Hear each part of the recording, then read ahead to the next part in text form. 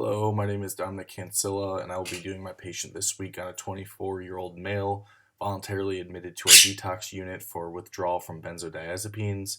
Patient had a recent relapse related to a lapse in his Valium prescription. He has been taking about 6 milligrams of Xanax per day for the past year and a half.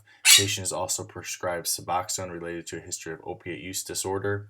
His first time taking Xanax was he was 16 years old.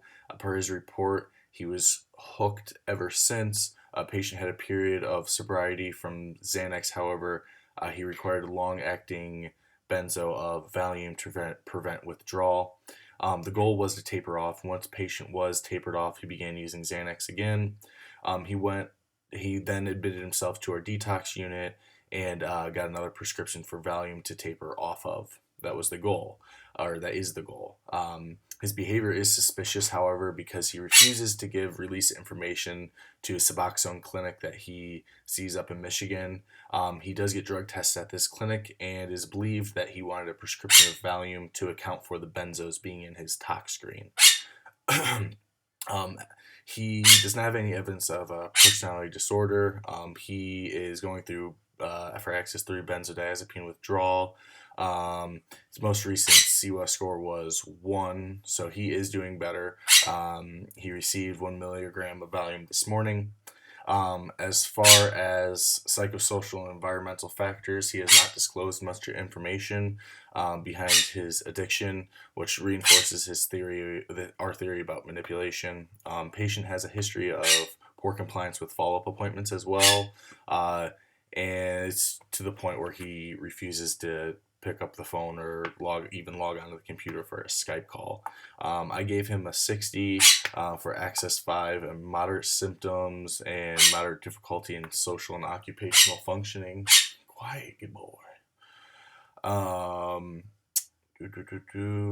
Okay, so going forward, patient reports that he will be compliant with follow-up care. However, he needs to be discharged soon because he has a new job.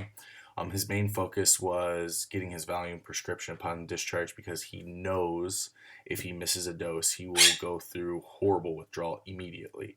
The funny thing is, Valium is used in place of Xanax because the half-life is much longer, making it much safer for patients to taper off of without the risk of going through acute withdrawal symptoms. And because of this extended half-life, patients do not need to take the medication as often as a short-acting benzo. Therefore, going through the motion, the physical motion of just taking a pill is lessened.